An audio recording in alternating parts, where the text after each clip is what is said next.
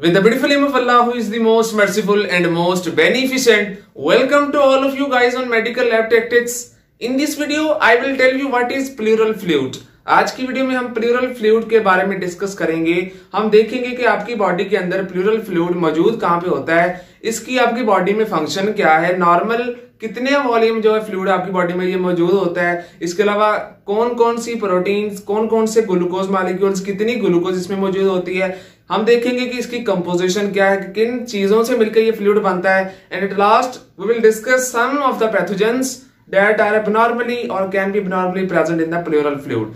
So सबसे पहले pleural fluid की तरफ आ जाते हैं। प्लूरल फ्लूइड को टर्म से लेके चले तो मेडिकली हम प्लूरल को आपके लंग्स से लेते हैं, लंग्स से इसके हम रिलेट करते हैं। Pleural fluid is a type of fluid that is present around your lungs. ये आपके लंग्स के अराउंड मौजूद, this is the location of your pleural fluid. Lungs के इर्द गिर्द मौजूद एक फ्लूइड होती है जिसे आप प्लूरल फ्लूइड का नाम देते हैं। नॉर्मली आपकी बॉडी 0.6 ml के राउंड अबाउट आपकी पर बॉडी से बनाती है हर घंटे बाद। अब हम इसकी लोकेशन के बारे में देखते हैं कि आपके लंग्स की एक्सटर्नल लेयर्स को आप प्लूरल लेयर्स का नाम देते हैं। टू प्लूरल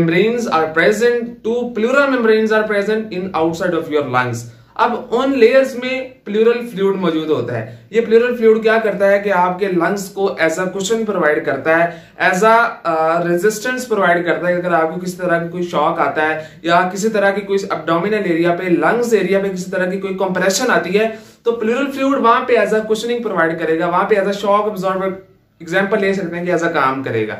इसकी कंपोजिशन की तरफ चलते हैं तो normally this is the fluid, so we will consider it with water. इसमें वाटर की क्वांटिटी 80 to 90% होगी। इसके अलावा इसमें ल्यूकोसाइट्स होंगे। आपकी जितनी भी इम्यून आर्मी सेल्स हैं, जितनी भी इम्यून आर्मी पब्लिकली सेल्स हैं, स्पेशली इसमें ल्यूकोसाइट्स में न्यूट्रोफिल्स आ जाते हैं, इओसिनोफिल्स आ जाते हैं, मैक्रोफेजेस स्पेशली एज अ फैगोसाइटोस आ जाते हैं। मैक्रोफेजेस कोई भी बैक्टीरिया या कोई भी एबनॉर्मल पार्टिकल या एबनॉर्मल सब्सटेंस जब इस फ्लूइड में एंटर होता है तो इस फ्लूइड में मौजूद जो मैक्रोफेजेस होते हैं ये भी आपकी बॉडी के इम्यून सिस्टम का एक पार्ट है, कंपोनेंट है। वो मैक्रोफेजेस उसकी किलिंग करवाते हैं, आने वाले अनवांटेड सब्सटेंस की किलिंग करवाते हैं। इसके अलावा यहाँ पे मेसोथेलियल सेल्स भी मौजूद होते हैं जो कि प्लूरल फ्लूइड की कंपोजिशन में है, और ये प्लूरल फ्लूइड आपके लंग्स के अराउंड प्लूरा के जो डबल लेयर्स होती हैं उनमें ये मौजूद होता है। ये एज अ कुशन भी प्रोवाइड करता है। इसके अलावा जो प्लूरा की जो लेयर्स होती हैं उनको एज अ मॉइस्ट भी करता है, उनको खुश्क नहीं होने देता, जिसकी वजह से वो एज अ कुशन प्रोवाइड करती हैं जब आपके लंग्स ऊपर नीचे हों